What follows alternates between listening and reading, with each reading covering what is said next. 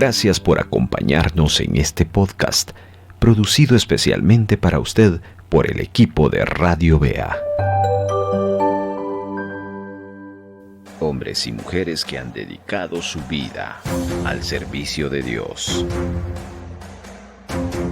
No han sido sus capacidades ni talentos que los han hecho sobresalir, sino fue el haber puesto toda su confianza en Dios, más allá de las circunstancias.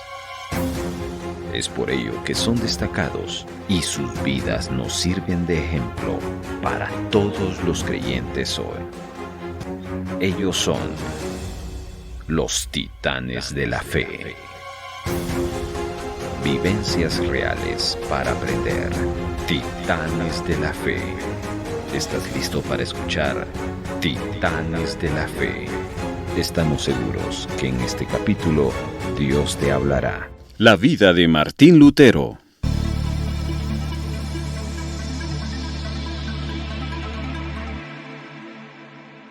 Capítulo 5. Viajes y disputas.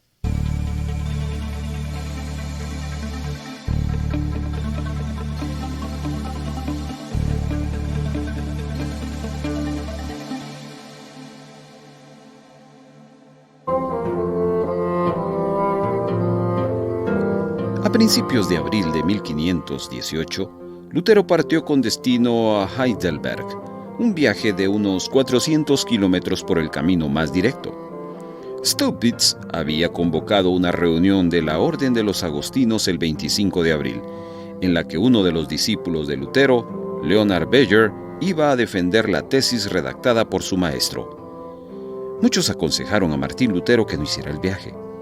Escribió a Lang, que le había advertido de que los predicadores arremetían contra él desde los púlpitos y que la gente quería quemarle en la hoguera, pero aún así insistió en hacer el viaje a pie con Beyer y Urban, el emisario del monasterio.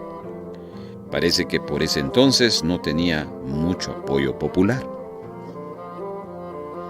Estaba de muy buen humor.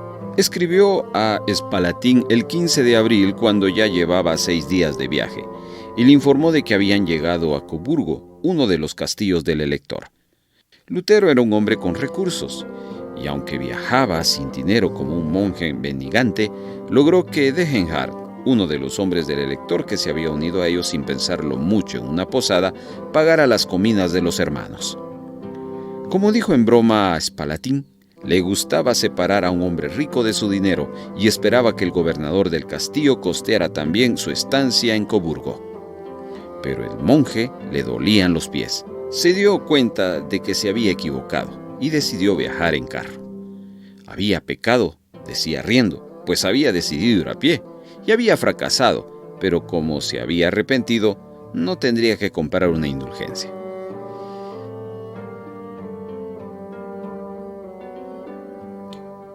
En Augsburgo, Lang se unió a los viajeros y con ellos hizo el resto del viaje a Heidelberg. La disputa de Heidelberg dio a Lutero la oportunidad de difundir su teología entre los agustinos, pero Staupitz estaba jugando un juego peligroso. Por entonces le presionaba el provincial de la orden para que obligara a Martín Lutero a retractarse. Este, de hecho, había prometido enviar al Papa una explicación de la tesis. De manera que estaba jugando con fuego al dar publicidad a la nueva teología, adhiriendo la reunión de la provincia de Alemania en una ciudad universitaria donde era más que probable que hubieran otros académicos. El contenido de la tesis de Heidelberg recuerda a los críticos del escolatismo con su negación radical tanto del libre albedrío como de la utilidad de la filosofía para la teología. Pero están más logradas que la obra anterior y reflejaban la evolución de la teología de Martín Lutero. Este afirma que así no puede darse sino un mal uso del deseo sexual fuera del matrimonio, y nadie podía filosofar bien a menos que fuera cristiano, pues en su opinión no cabe interpretar las escrituras a través de la filosofía pagana.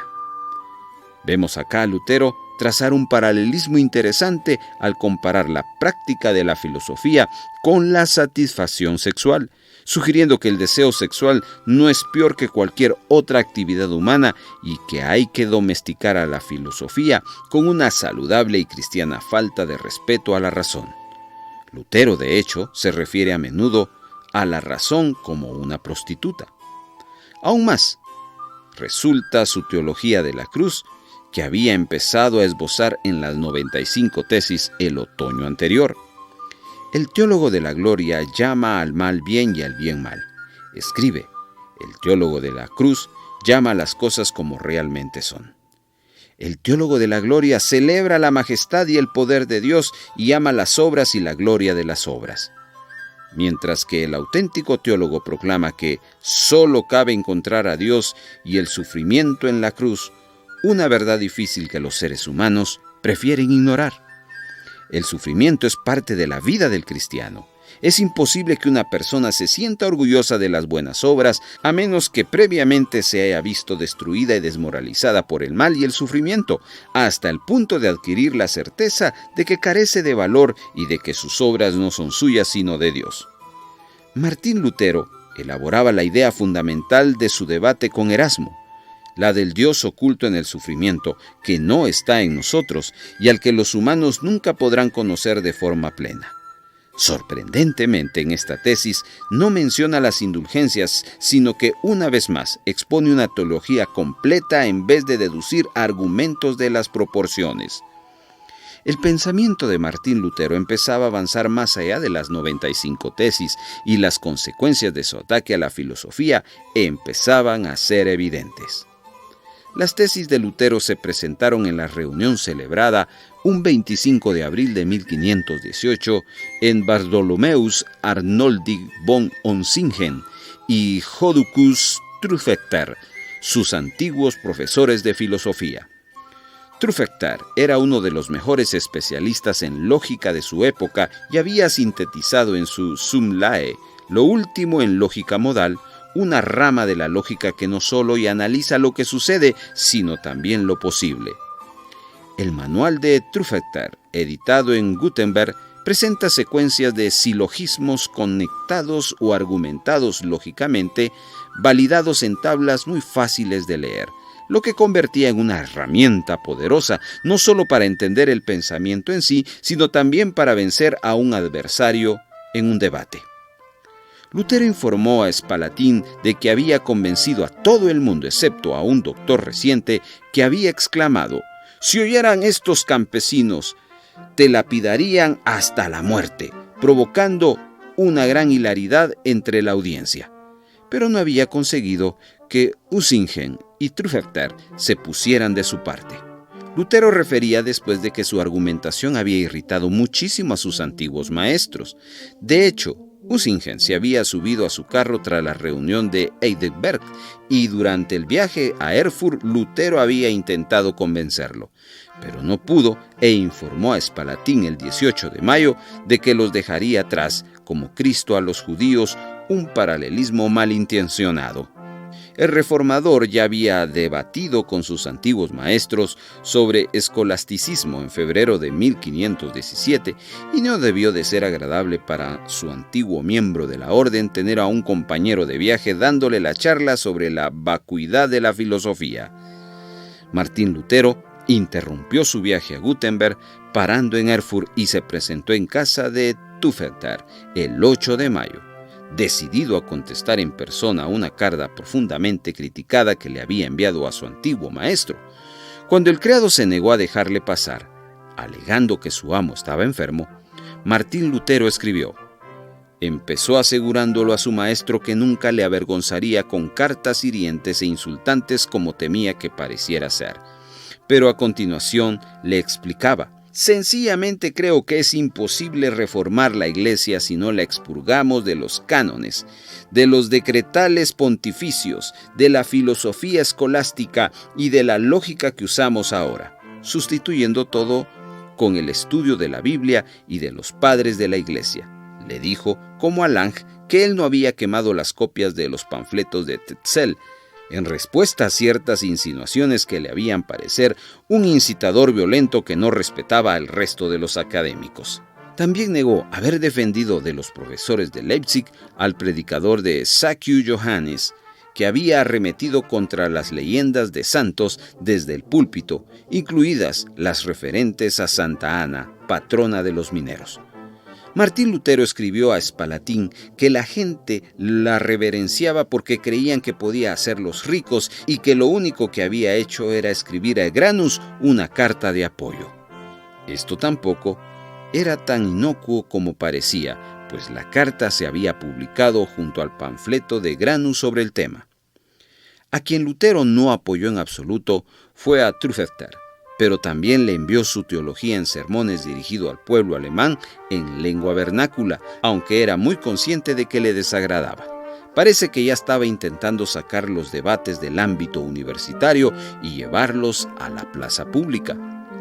Concluía diciéndole que estaba todo en su derecho de atacar a la escolástica y que ni tu autoridad, ni mucho menos la de otros, me harían cambiar mi punto de vista. Le urgía a vomitar cualquier objeción que quisiera plantear.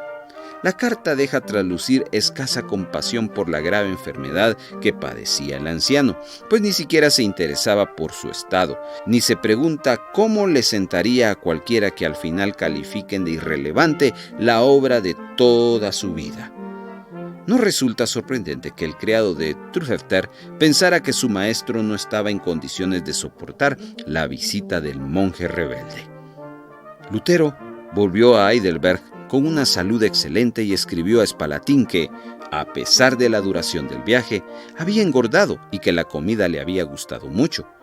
Él regularmente se quejaba a los visitantes de la malísima que estaba la comida en el monasterio de Gutenberg. Había averiguado algo importante.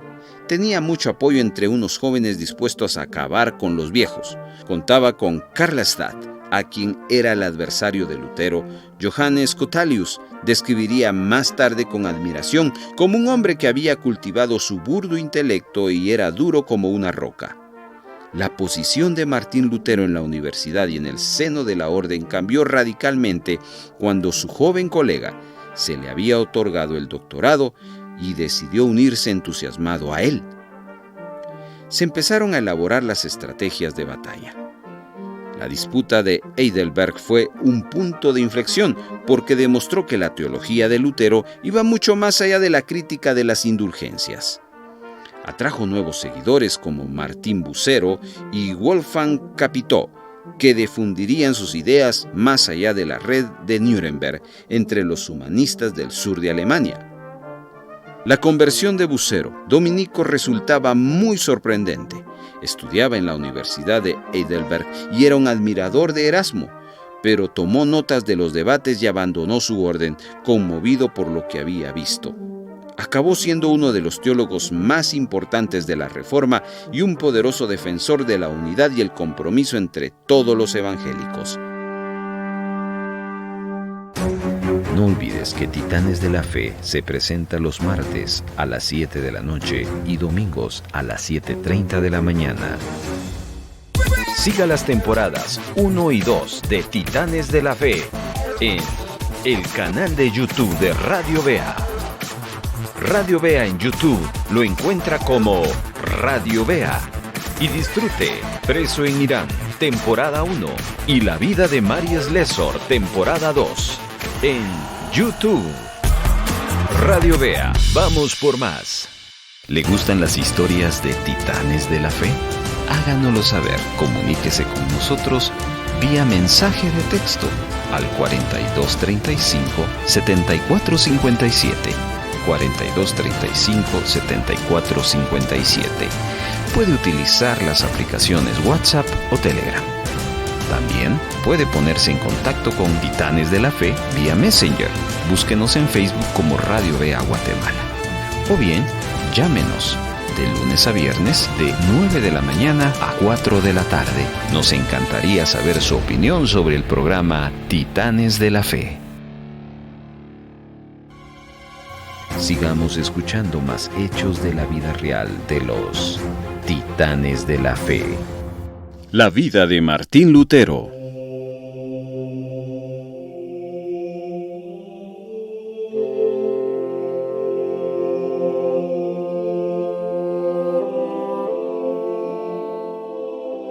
La disputa causó honda impresión entre todos ellos y cambió su vida para siempre, aunque no estuvieran de acuerdo con la totalidad de las enseñanzas posteriores de Martín Lutero.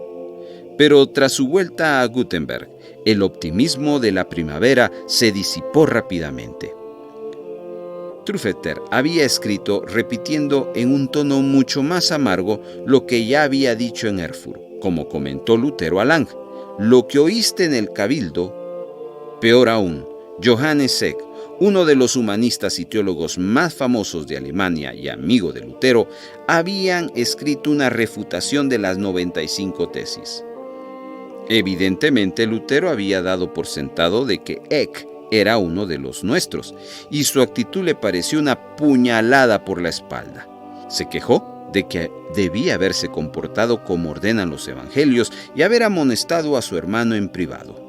Pero mientras Lutero estaba en Heidelberg, Karlstadt obtuvo una copia de los obeliscos de Eck y publicó una respuesta por escrito que constaba de 406 tesis. De manera que el asunto ya se había hecho público y la insistencia de Martín Lutero en mantenerlo en privado parecía poco sincera. Hubiera sido sorprendente, además, que no discutiera el asunto con otros miembros de la Orden de Heidelberg. En junio, escribió a Schurl que intentaba mediar en la disputa entre Lutero y Eck.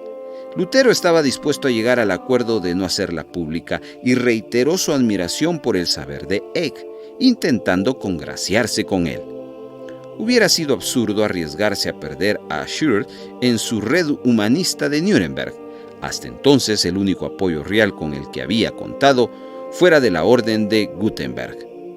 Martín Lutero insistía en que Eck no debía dar una respuesta demasiado hiriente a Karlstadt, una petición que bien podía haber ofendido a éste si llegaba a sus oídos. Pero lo único que le importaba era Eck. Fue una sabia precaución porque Eck procuraría que las afirmaciones de Martín Lutero se oyeran en Roma, fuera del territorio alemán. De haberle logrado, Karlstadt también hubiera corrido peligro. En la curia las cosas iban despacio. Alberto de Maguncia había mandado las 95 tesis a la Universidad de Maguncia para que las analizaran antes de enviarlas a Roma en diciembre de 1517. Allí, el dominico Silvestre Preirias elaboró una refutación en nombre del Papa y publicó el verano siguiente su diálogo contra las arrogantes tesis de Martín Lutero en relación con el poder del Papa.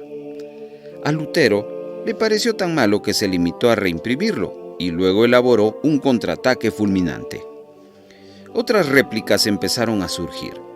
En enero de 1518, el vendedor de indulgencias Zell, un dominico inquisidor de Sajonia y responsable, por lo tanto, de juzgar la herejía, allí defendió las 106 tesis redactadas por el profesor Konrad Wipina, en la que atacaba a Lutero. También publicó una refutación del Tratado sobre las Indulgencias y la Gracia de Lutero. Martín Lutero hubo de enfrentarse en ese momento a una larga lista de críticas en su obra, muchas exageradas y algunas malintencionadas. Entonces, Roma decidió por fin que las 95 tesis eran heréticas. El 7 de agosto de 1518, Lutero recibió en Gutenberg la carta que le convocaba a Roma. Era el primer paso de un proceso judicial que podía acabar con él en la hoguera. El nuncio apostólico, Tomaso de Bio, conocido como Cayetano, había llegado a la Dieta Imperial, la reunión de los estamentos de todo el imperio celebrada en Habsburgo en la primavera de 1518. Cayetano era un cardenal reciente y un eclesiástico serio que llevaba una vida sencilla y ejemplar. También era un estudioso que había pasado muchos años escribiendo un nuevo comentario de la Summa Teológica de Santo Tomás de Aquino. Pero estaba abierto también a las ideas humanistas y había advertido a sus compañeros de orden que no debían librarse guerras de conquista contra los nativos del Nuevo Mundo. La misión de Augsburgo resultó ser su primera misión diplomática, la cual era difícil porque intentaba obtener el apoyo alemán a la cruzada del Papa León X contra los otomanos.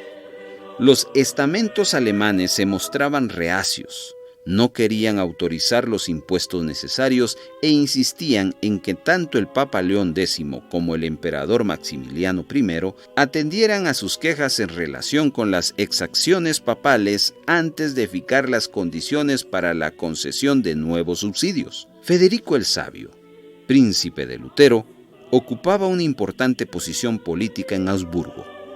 Su apoyo no solo era fundamental para que los estamentos pagaran, sino que era clave para Maximiliano I, que esperaba obtener de la Dieta la elección de su nieto Carlos para el título imperial. Federico era uno de los príncipes electores, de manera que su voto contaba, y Cayetano, decepcionado y furioso por la miopía de unos estamentos que no veían más allá de sus propios intereses, hubo de ser cuidadoso cuando se planteó la cuestión del profesor de Gutenberg del elector. Tanto Federico como Spalatin se mostraron impresionados por la buena fe y la amplia visión de Cayetano. El cardenal afirmó que prefería evitar el juicio y encontrarse con Lutero en suelo alemán, en Augsburgo. Parecía un hombre con el que se podía negociar, y Spalatin escribió a Lutero para apaciguar sus temores, asegurándole que el cardenal estaba bien predispuesto hacia él. Sin embargo, en el verano de 1518, era evidente que las cosas se habían puesto serias.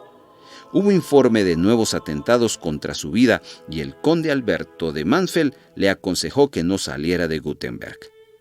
El 28 de agosto, Martín Lutero escribió a Spalatin a Augsburgo para intentar decidir qué hacer. «Como sabes, Spalatin», dijo, «este asunto no me provoca ningún miedo.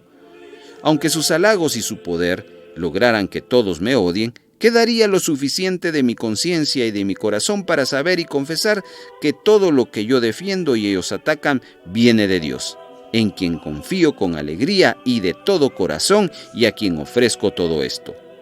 Si decide llevárselo, desaparecerá. Si dispone preservarlo, se conservará. Bendito y alabado sea por siempre su nombre. Amén». Pero aunque ponía su vida en manos de Dios, no sabía si debía ponerla en peligro. Martín Lutero no tenía ninguna razón para fiarse de Cayetano, italiano y miembro de la corte papal. Circulaba el rumor de que el Papa había encargado al cardenal que uniera al emperador y a los príncipes en su contra, de manera que Lutero se inventó una astuta argucia. Pediría un salvoconducto al elector para ir a Augsburgo y contaba con Spalatin para lograr que éste se negara a extenderlo, lo que le daría una excusa para no hacer el viaje. Pero se equivocó. Spalatin rechazó el plan de entrada porque tanto él como el elector se fiaban de Cayetano y querían que se celebrara la reunión. Lutero inició el viaje de nuevo a pie y anduvo casi 500 kilómetros en compañía, una vez más, de su colega y estudiante, Leonhard Bayer. Podía haber viajado en carro, como acabó haciendo en su viaje en Heidelberg, pero eligió caminar como un humilde mendigante. Incluso, recorriendo una distancia media de 30 kilómetros al día, hubiera tardado más de 2 semanas en llegar. Así que puede que cogiera un carro.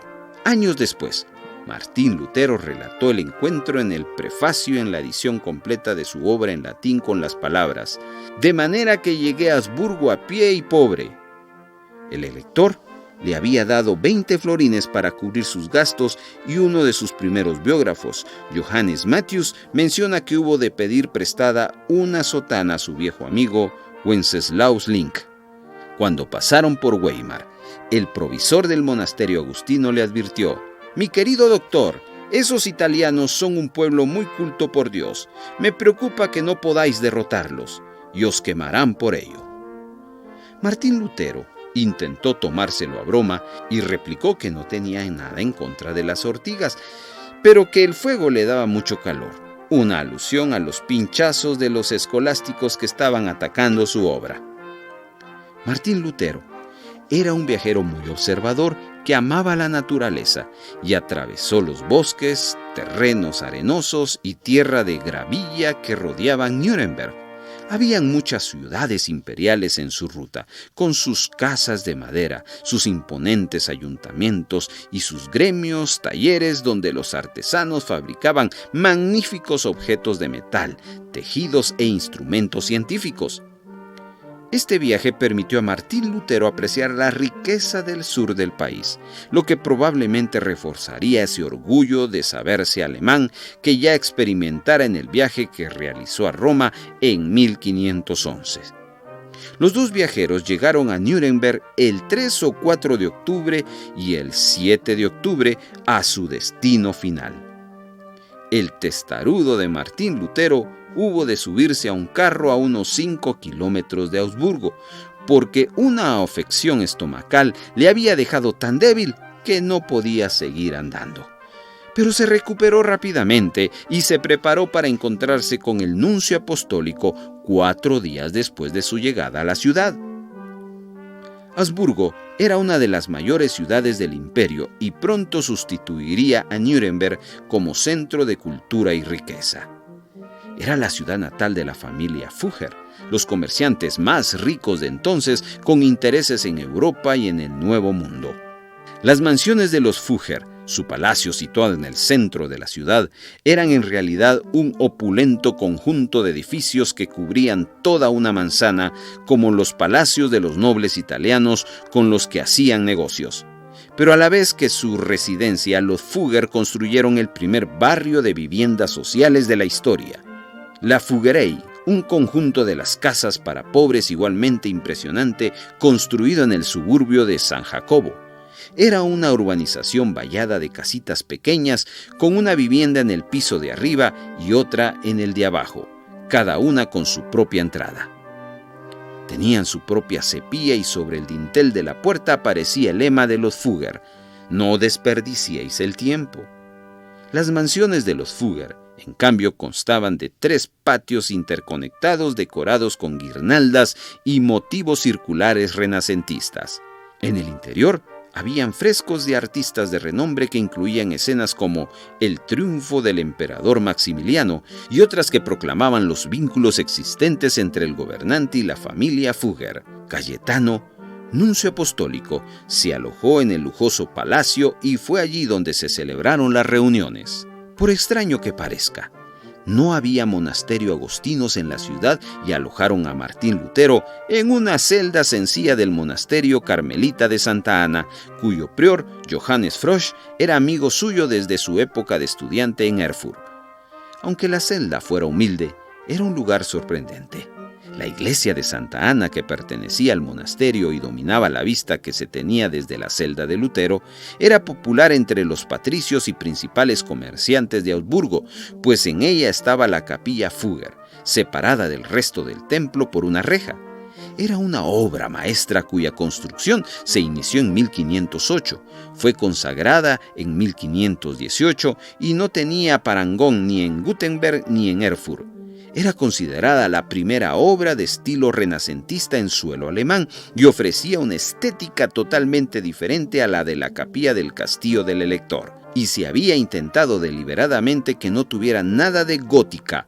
Al contrario, tenían los mismos círculos y arcos de los patios que las mansiones Fugger, construidos en mármol rojo según el estilo renacentista italiano.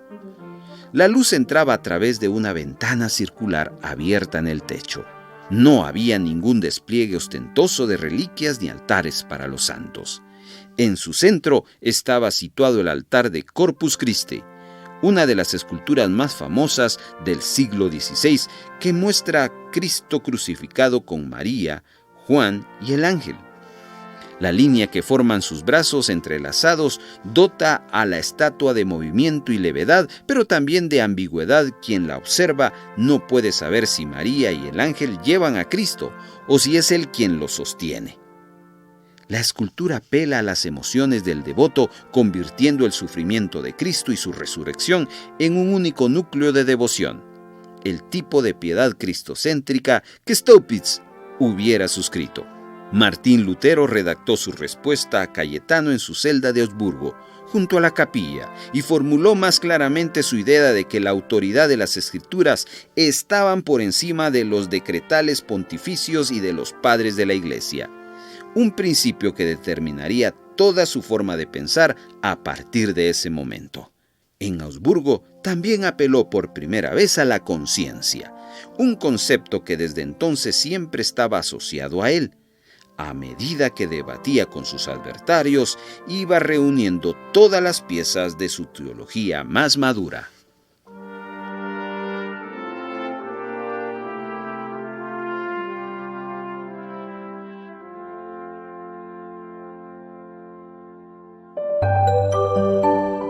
Voz Evangélica de América, Radio BEA.